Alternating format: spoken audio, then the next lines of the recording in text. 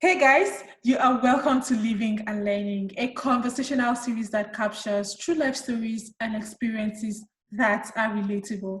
So today we are talking about BAD marriage, bad marriage. And I'm not referring to Jada or Will Smith kind of marriage, but the one that is mostly common or relatable to the married folks, right? So before we take a quick dive into today's episode, I am so excited. But first, I want to please solicit that you subscribe to this channel, that you help us share the link on all of your social media platforms, recommend your friends, your family to subscribe and take a listen to, what we are doing here. Everything here is curated. There's no tabloid. Everyone on this platform shares their true life story and experience. It's as real as it can ever be, right? So thank you all so much as you do. Now, join me in welcoming my guest all the way from Ghana. She has unfortunately been a victim of a bad marriage. And so she's going to be very transparent with us. She's going to share her experience being in a bad marriage and also the red flags that we should all look out for those of us, right, that are single and planning to be married. For the ones that are in already, what are the things that you can do to remedy the situation? So join me in welcoming Edem. Hi, Edem. Welcome to Living and Learning. Thank you. How are you doing today? I'm doing well. It's a holiday here, so I'm Oh, taking things easy. oh, really? We just Yes. finished our holiday last weekend. We had ours last weekend. Today too is Founders Day, where we celebrate the people who fought for independence for Ghana. So Wow. yes, holiday. I wish today was another public holiday. Okay, so Mm. welcome. I'm so excited to have you on the show today, and I'm even more excited for what we are talking about today, right? Yes. Because bad marriage, it's becoming oversubscribed. What I mean, like, it's becoming sold out because the signs of it are seen in almost every home, right? And I'm Yes. like, what is happening? Divorce is on the rise, unions are dissolving. Once upon a time, fairy tale marriages are crumbling. So I just want to know, what is a bad marriage? Let's talk about that first before you share your experience. What is a bad marriage? Okay. Before I even talk about the what a bad marriage is, I want to say that the increase in the number of divorces and then dissolution of marriages, Mm, it's not like it's a recent thing. It's just that recently people are bolder to decide that I don't want this anymore. That's why we see it. Because in the past, the people that we see 40 years marriage, 50 years marriage, and all that, most of the time it's not like they're okay. But some of them is like they don't have a choice. And they've been conditioned that you should just stay. That's how come it's looking like that. So you see more resolutions now. Yes. So basically that is it. But bad marriage, that's a deep one. I think there's no straight answer to that. okay. As Will and Jada said, bad marriage for life. I really didn't want to refer to them. At first, I did not want to refer to their marriage. Yes, Okay. yes. That's just by the way, but that's just to explain the fact that there's not a straight answer to that. What might Okay. be bad to me might not be bad to somebody else. It's Okay. something. So I feel that um a bad marriage basically is a marriage where one partner or sometimes both partners are not being treated right. They're not being treated right, and there are some that are okay with it because of the way they've been conditioned. The Okay. kind of society we come from. So Mm. I would see that, Queen, this your marriage is bad, and you tell me, oh, I'm okay with it. Okay, but for me, what I'll call a bad marriage is a marriage where your peace of mind, your sanity, and sometimes even your life is at risk. Those two things: peace of mind, mental health, sanity, and then your life is at risk. To me, that is a bad marriage. Somebody else might define it differently, but that's how I'll define marriage. Yes. Wow. And sometimes it would take a third person to point it out to you. Okay, a third person might point it out to you and tell you that this is happening. This is not good. But the most important thing is you, the individual involved, should get to that point where you say that no, no, this is bad. Okay, we can suggest it to you, we can pin, give you hints for you to know, but it's you. Okay. In Ghana here, there's local saying which is literally translates that I'm the one sitting on my fire and I know how it is burning me. That is the literal translation. It's in she, okay? So Mm-hmm. you are sitting on the fire, you know how it's burning you. What you can tolerate, somebody cannot tolerate. What you feel that is bad treatment, somebody thinks that is normal treatment. Do you Mm-hmm. get it? So you would have to come to that conclusion that this is a bad marriage. But your sanity, your life, your mental health shouldn't be at stake. Okay. Okay. Thank you so much for, explaining that to us. What was your experience in a bad marriage? Okay, for me, it was mostly emotional abuse. It was mostly verbal abuse. Fortunately, there was no physical abuse. For all the almost 7 years that we lived together, emotional abuse mainly because um, you know, sorry, this African thing where a woman is not supposed to be heard; she's just supposed to be seen. I was married to somebody who felt that way, that the opinion doesn't matter, and that whatever you think about a situation is not really necessary. So far as I take a decision, then it should be final. The decisions like the school my kids should go to, he took that decision alone. Like I remember there was this time he was saying that we should change the child's school, and I was like, the new place. Well, what's wrong with this current place? What? The next day, I closed from work, and then my household was like, Auntie, this is your child's new school. This is where daddy took the child to yesterday. I didn't know because your opinion doesn't matter. Okay.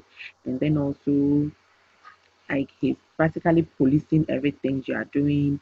You go to work, he's calling to find out where exactly are you, which clients are you with, why did you spend so much time with this particular client? Why were you being extra nice to male customers in your office? You're working in a financial institution, you're supposed to be nice. He had issues with all that. And then also, anytime he had a call, his issue was mostly insecurity. At that point, I didn't really know what insecurity was, but looking back, it was mostly insecurity. Like, who is calling you at this time? Why is your phone on silent? Why is that anytime I come home, your phone doesn't ring? And when you put it off on ring too, why does your phone keep on ringing? Queen, let me tell you a funny story. There was this day I set my alarm at 4 a.m. because I wanted to be waking up 4 a.m. to pray. And then one day the alarm rang again. He was like, "Who is it that has been calling you at 4 o'clock every morning?" Can you imagine? It was that bad. Alarm. It was the phone's alarm. It was that bad. And then also he found fault with whatever I did. He said that I brought bad luck to him because according to him, from the time he married me up to that time I had left, whatever he does doesn't work out. So he Oh, feels wow. that I've brought bad luck. Yes. And sometimes he goes to the sense of saying that my family riches are trying to destroy him. It was bad. It was bad. So this is a human being who feels that he is never at fault. He's always right. So whatever happens in every situation, like Queen, I was practically living on walking on eggshells in my own house because anytime he's closing from work, he's on his way home, my heart starts beating very fast Oh my because you're God. wondering, yes, you're wondering what is this going to be this time that he's going to be angry about. It could be something as simple as perhaps the room wasn't swept or something. Now this is me taking care of two toddlers and I was working for him. So I was working from home at that time. I was working for him. So the whole day you're answering calls, you are setting up customers online, you are doing all that in addition to take care of your kids. So sometimes maybe you can't do all the housework while you're cooking, and it comes, how come this place is not set? Then that become a whole. I remember there was this day that my son, the first one, he was limping. I realized he was around 2, 3. He was limping. I didn't know why. At the previous, I remember he was playing with his dad. This little acting, running around and all that. So perhaps he got hurt or something. So by the time the father came back from work, I told him that I think I've noticed a limp. and your sons left. Like he asked me what happened. I said I didn't know. I don't remember. I just noticed that it's been limping. When that day I'll never forget that. He insulted me so much that we're not living in the house. It was like apartments, so four families. So there was a centralized like the Mm-hmm. compound. Yes. He went to the middle. I think he was doing something in the compound, so he was insulting me at the top of his voice. All the neighbors came out to come and see. It was bad. I was a very irresponsible mother. Simple. I can't even take care of just one child. So if I have 10 children, what am I going to do? They, oh, it was bad. I took the child to the hospital and doctor said, oh, it's not anything serious, or just a minor sprain. The next day, the boy was okay. Do you get it? Like he's always looking for something little to blow out of proportion. That is how it was like. So I was always scared. And it got to a point that my first son, when he hears that daddy is about when he notices that daddy is about coming home or he hears daddy's car, he quickly runs to go and sleep. He quickly runs to bed and go and sleep. And you ask him why? Why?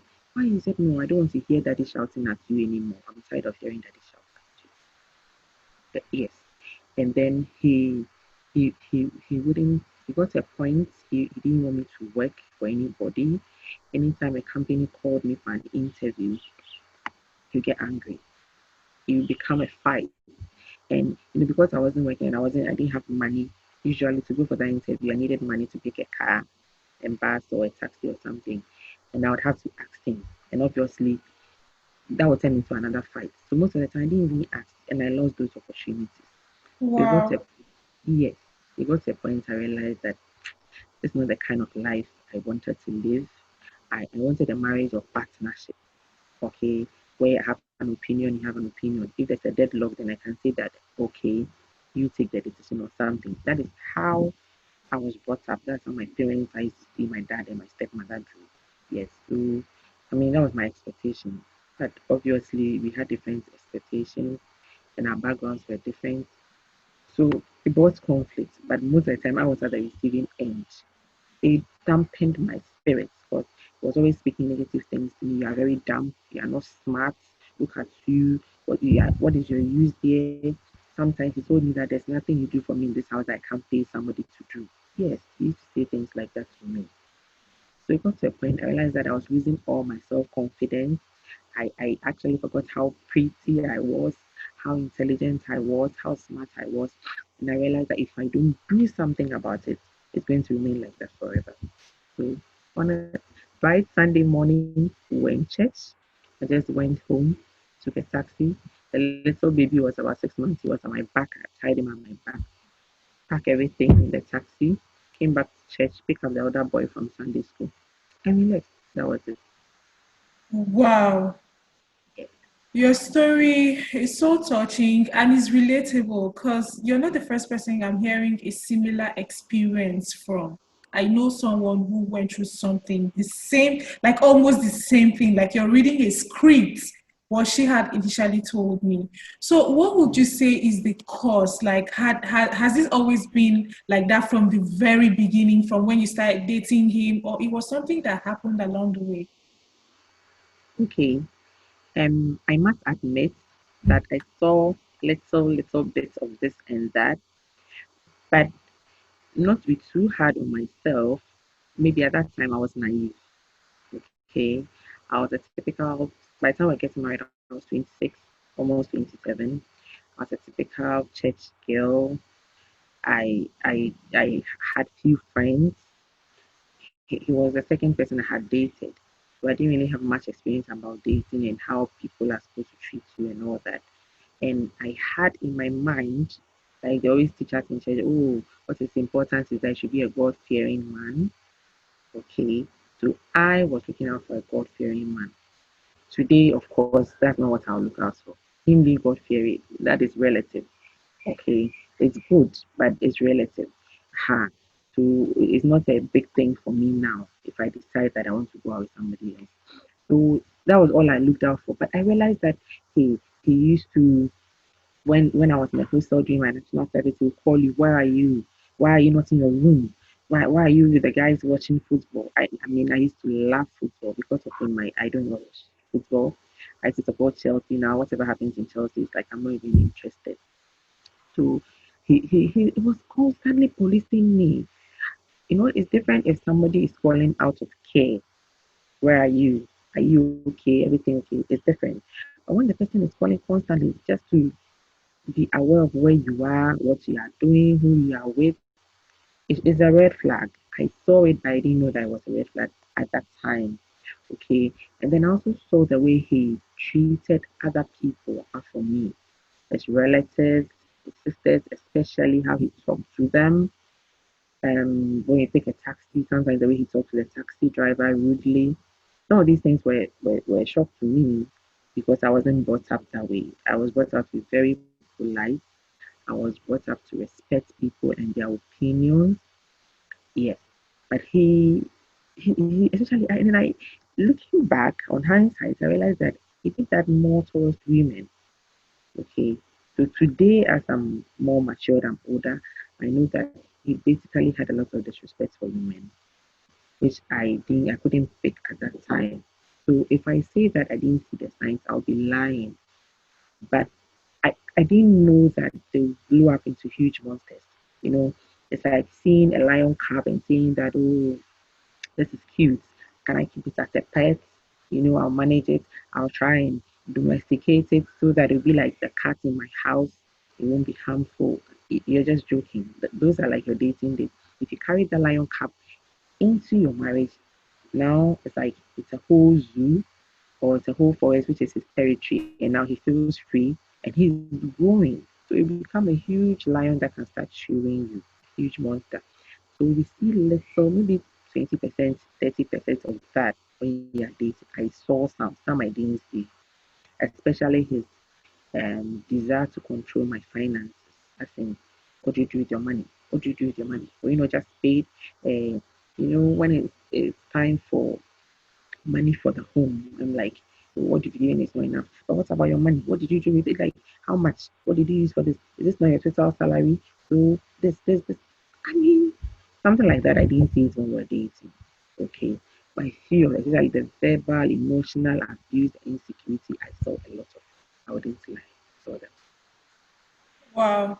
At the beginning of this conversation, I said that the signs of bad marriage are almost sold out. Like it's found in almost every home because I hear I hear couples, partners, as I see them becoming detractors, right? Disparaging each other, saying derogatory statements about each other. And even during the lockdown, a lot of them wanted to run mad. Like they cannot Yeah, afford to stay in the same environment with each very true. other. And these are all signs of bad marriages. They are never polite to each other. You see that thing called polite, right? It's almost like it's expurgated in their phrase. They are rude on default. They are rude on default, and people don't even know that this is bad. Even cheating It in a is. marriage is bad, but it's a norm, right? It's becoming something that is widely accepted or embraced, right? They'll Yes. say that it's a man's world, and even women now are cheating. So let's not make it like a one-sided something. They are. They are. So let's not make it like a one-sided something. What advice do you have for people out there that are presently in maybe a bad marriage or relationship that is going to definitely lead to marriage? What should they look out for? Can you tell us the things that we should look out for before getting ourselves into any kind of entanglement? Yeah. Um, First of all, how does the person treat you? How does Okay. the person treat you? How does the person talk to you? Does it show respect, he or she? But I believe that respect should be mutual. Okay. We kind of think that the men should be respected and then women just need love. But I think women need respect too. Now, how does it seek your opinion on matters?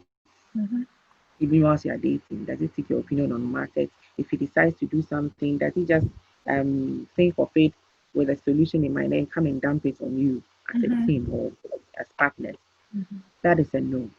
Okay. You should be able to say that this is the situation. What are we going to do about it? What do you think?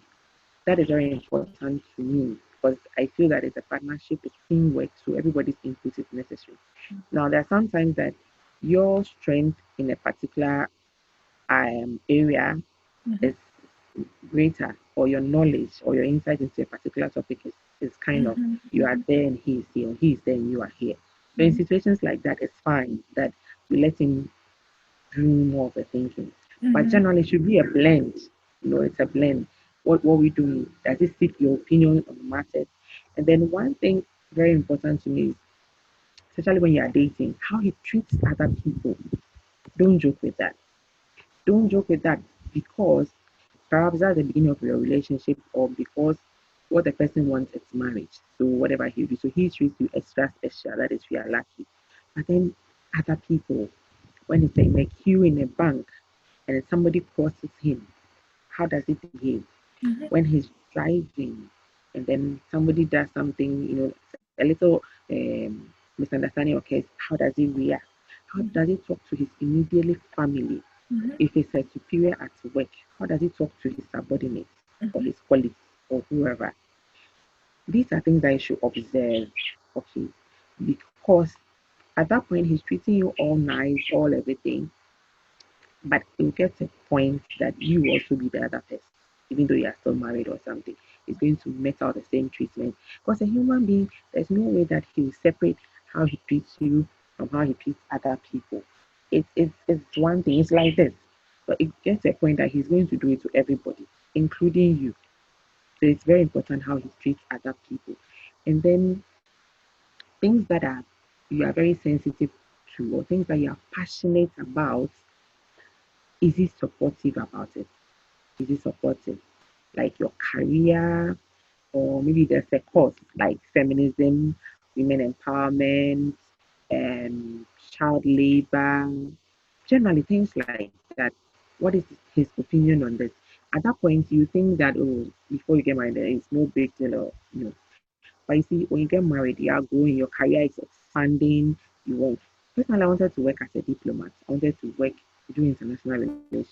That's why I did my first degree in French and in law, because I wanted to, you know. So for my second degree, I wanted to do international relations so that I'll just be out there. But it's like it's not important as a woman. And what I really like that thing before you start talking as a woman. What is that? It's Exactly. like as a human being, once as a woman, you should forget about your dreams and your ambition, focus on your husband and your kids. Who does that? So you should talk about, because usually, if it's a man in the situations that we live, it's a man who is like let's say a pastor or a teacher, where he'll be transferred to different places and all that. You as a woman, you're expected to shelve your career, whatever you want to do, and be traveling around with him. Like today it's in Ghana, tomorrow it's in Nigeria as well. So I actually know a pastor whose wife is a medical doctor, and now she's no longer practicing. Doctor, no longer practicing. Do you know why? Because today they transfer the husband here, she has to go. They transfer the husband here, she has to go. I mean, as a doctor, I can't be changing. So now, Mm-hmm. I was like, how? How? You see, so it's like society is trying to say that be more supportive of the man's career at the expense of what you want to do.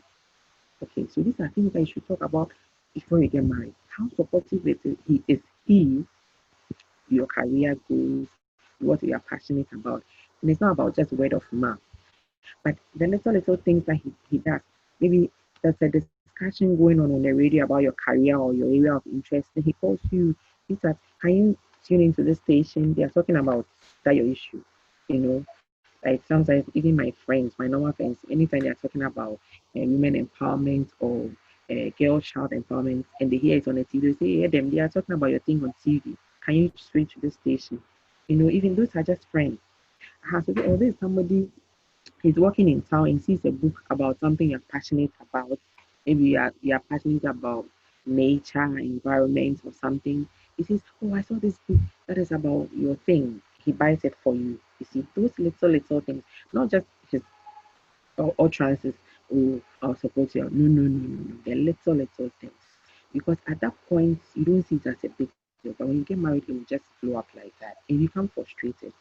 For me, it got to a time I had to literally choose between my marriage and then advancing my career. Literally. Okay. And I ended up choosing dropping the marriage because it wasn't benefiting me in any way. It was suffocating me. I wasn't growing like career wise and all that. But then I felt like no, career rather would give me joy. So actually, Queen, I had to start all over. I had to start all over. Where I am right now at my career, I'm like 8, 9 years behind. And I'm trying very fast to rise because already I'm behind time. But you know, all that happened if I hadn't been in this kind of marriage, I would have been out there, shining and all that. So always look out for how he treats you, how he treats other people, how he seeks your opinion on matters. And then, Queen, I forgot this one. How he reacts when he's angry. How a partner reacts when the partner is angry is very important. Because sometimes when they get angry, the kind of words that they speak, it literally can stab you like a knife. You can literally feel it on your body. So how they react when they get angry is very important. Okay, let's say you accidentally misplace something of his, or no, you may be his employee or his friend. How does he react? Because if the person has anger issues, my dear, you are in for a lot of trouble. If he has anger issues where he say that, as for me, when I'm angry, I say what is on my heart. I don't care how it comes out. You can't marry somebody like that. You can't marry. So if you are not married yet, I think you should thank God if you're in a situation like this and you're not married yet. This is the time to say no. I can't deal. I can't deal. For me, when we finish our wedding counseling, or just about to do our wedding, then I said I can't deal. I don't want this marriage any longer. Guess what?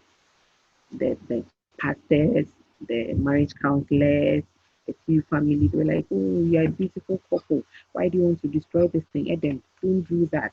Don't do that. He will change. He will do. So it took me a year after the counseling to finally decide, okay, let's go ahead and this wedding. And I regret it. I will say this anywhere, any day.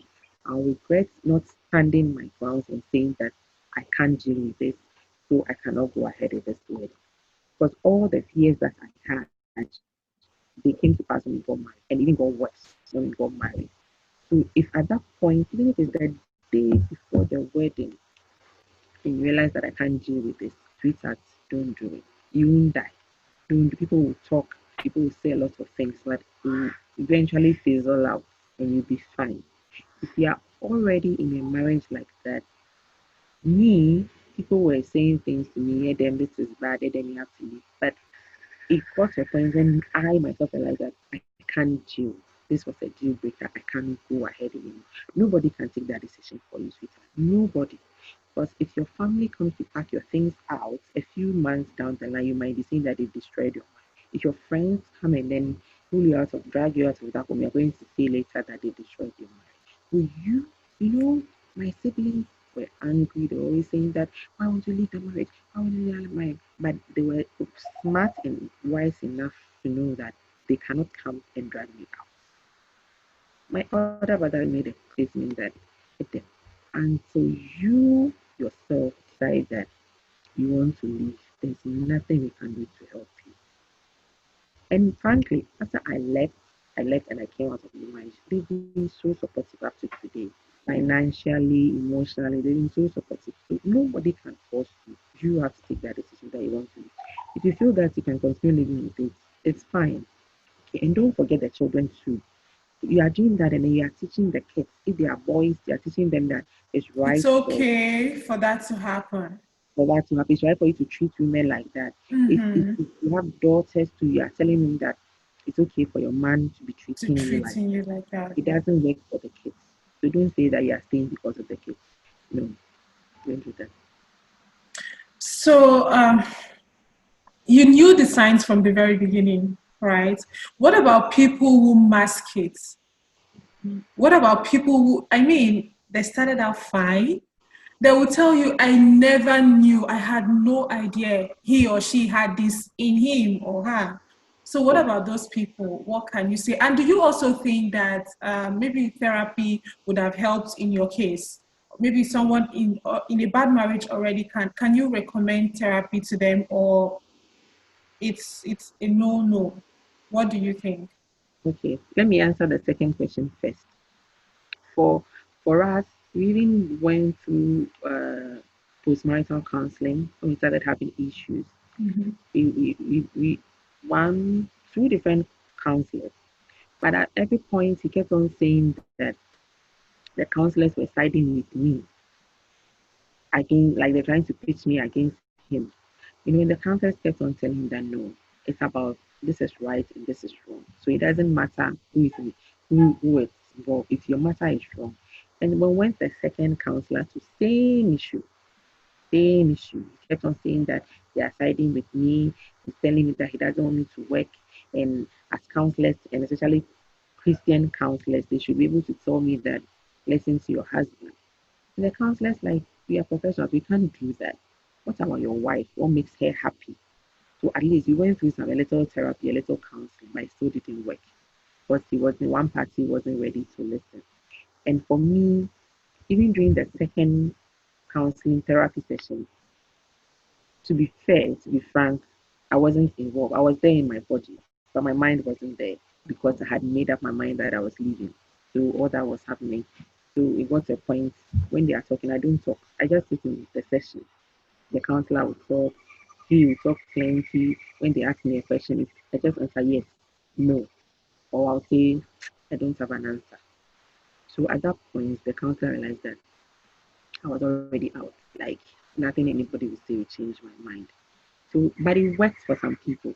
I have a couple of friends that it worked for them because both parties, friend, this is very important. Both parties were willing to make it work. It's just that they realized that they have issues, but they were ready to deal with them. Okay. But if it's one party Hmm. doing all the work, in my case, one party doing all the work to make sure the marriage works, where the other party sits back and say that it's in your hands whether it will work or not. Because so far he was like he believes in marriage forever. As in when you are married, that is it.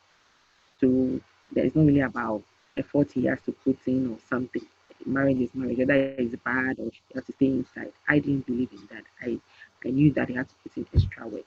So if both parties are willing to make it work, if they seek counseling and therapy, I think it will work. It will work. Now the first question is if they mask it. If they mask it, I that one we can't really do much about it. But as Christians, we also pray to God for discernment. I'm a Christian. I believe in yes. And if you are fortunate enough, one day, maybe before the marriage or something will just happen, the person will explode, and you're like, whoa. But if unfortunately that doesn't happen, and you marry, and all these things are happening, I said it earlier, choice is yours. Can you deal with it? Can you continue to live like that? Are you happy? Is the environment safe for your children? Is your mental health at risk? In fact, is your life at risk? If all those things are there, then you'd have to leave. That's why you have the option of divorce. And wait, nobody should feel guilty about divorce. I don't know why you put it into people's mind to feel guilty. I mean, when I was before the divorce and everything, people were telling me, Christian leader, both of you are Christian leaders in the church. You are example to a lot of young ladies. I'm like, yes, I'm an example to young ladies, and I want the young ladies to also know that if you're in a, excuse me, shitty marriage, you have to leave. That is also an example I'm setting for them. Not that you take everything lying and saying that just because you're a Christian. No. If you feel that you can manage and you're okay, you can just stay. But leave if you feel that you cannot jail. Yeah. Okay, I was even going to, I forgot, this was supposed to come first when you said you left the marriage. Did he at one point, fight you trying to take custody of the children? Because one of the stories that I heard, the reason why she is still there is because of her kids, right? According to her, she's not financially stable to be able Stable. to cater for the children if she takes them away. and the man is definitely going to fight to take the kids back, from her. So what was your experience like? Did he try to fight you? Did he make a fuss out of it, or he just let you be? He didn't let me be. Initially, he used to come to the house where I moved to my mom's place. The first time he came was like, "What's happening?" He came back from church and the whole house, like, my things and the kids' things are gone. What's happening? And I said I had left because this wasn't the first time I had left. About 2 years prior to that, I had left. We were separated for about 4 months. We went through counseling again. The family came in. He apologized, and then I went back. So he was thinking, and it was one of those things like the old situation. And I told him, no, I've left. I'm not coming back. I'm not coming back. He was angry. There were days that he would come here, exchange words with me. Did he Sometimes did he try to defame you? Because I heard a story like that. The he did man even that. made up stories that, He oh, did she that. was a cheating wife, that he caught her so many times on bed. It So did yours? Was it the same thing that happened? did. Some of the stories I heard was that I had left him because his financial situation had dwindled.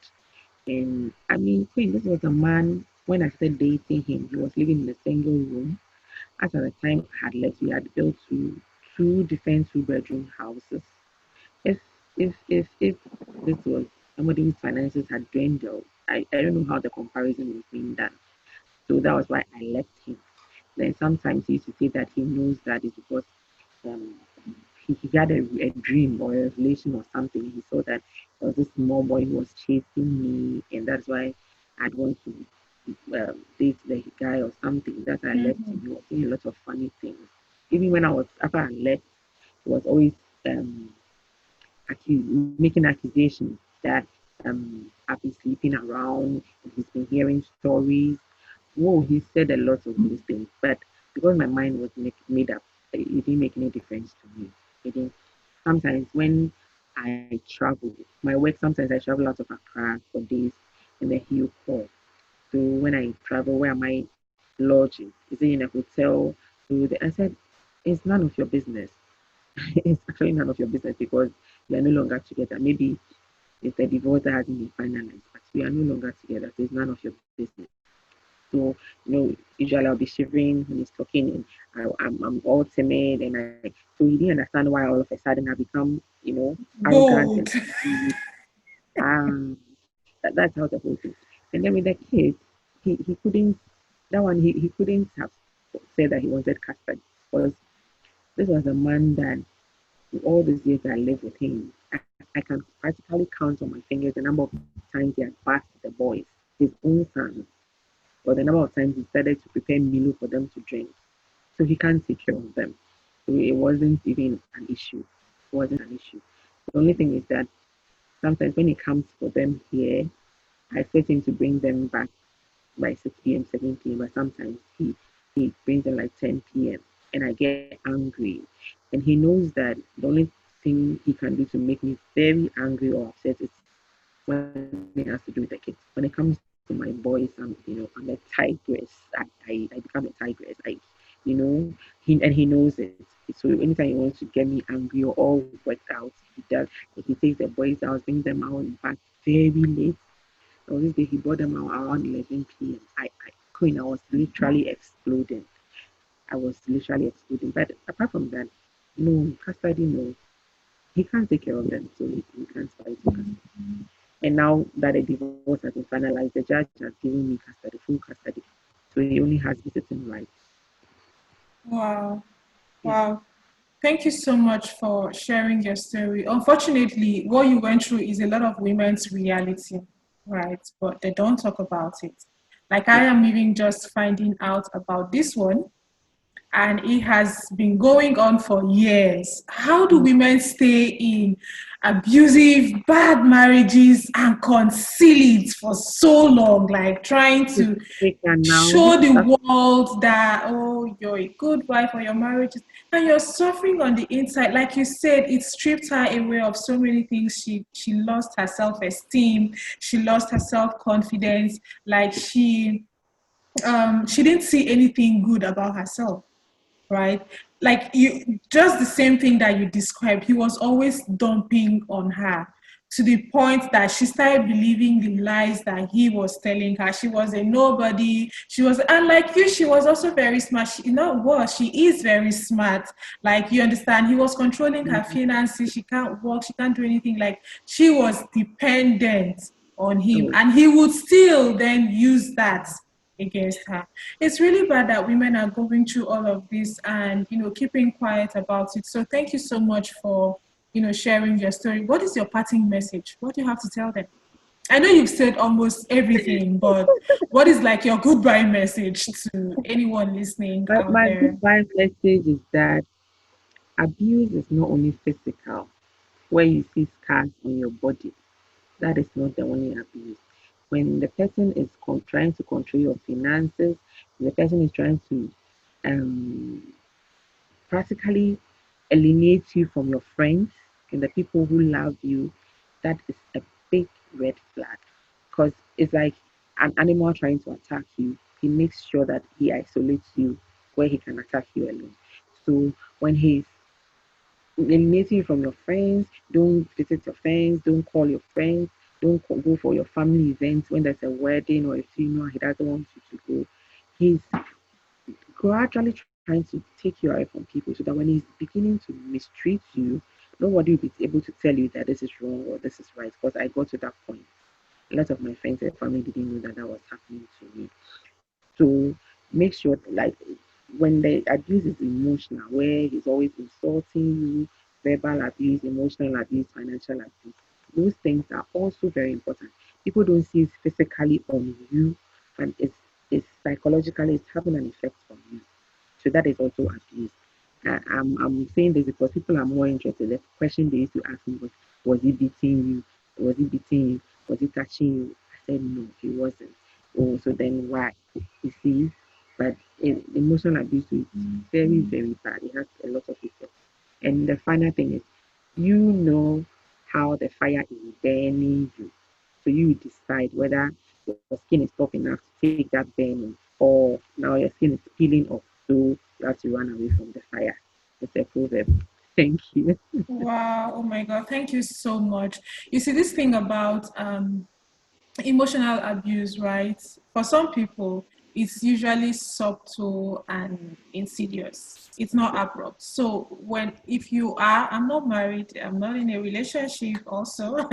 Just in case you're out there, you're listening to this and you're in a marriage or a relationship that is going to lead to marriage and you're seeing all of these signs, now is the time for you to decide on what you're going to do. Just as Adam said, it's just like bringing a lion into your home and attempting to, change the lion into a pet, into a cat.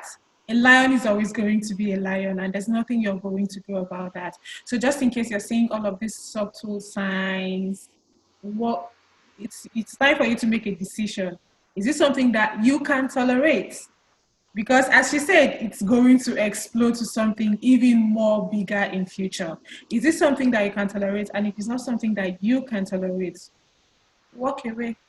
I know this is the hard truth, but it is what it is. Walk away for your own sanity. You see, when we say protect your mental space, it's not I don't know what it means to you people. For me, I equate verbal abuse to even more than physical abuse. Because I mean, you can Yes, beat me and the wounds might heal, but those words that you say to me, they enter they your would spirit. never go away, right? I would never forget those things that you said to me or how you made me feel. So if that is your reality right now, this is the time I would say walk away. And I know this is not people will say, I'm not married to be giving this kind of advice, but I've seen cases, I've heard stories, and nobody, whether a man or a woman, should be subjected to that kind of torture. If therapy is not working, please walk away. And then thank you so much for sharing your story. And do have a beautiful day, holiday, stress free. Bye. All Thank all you. right, bye.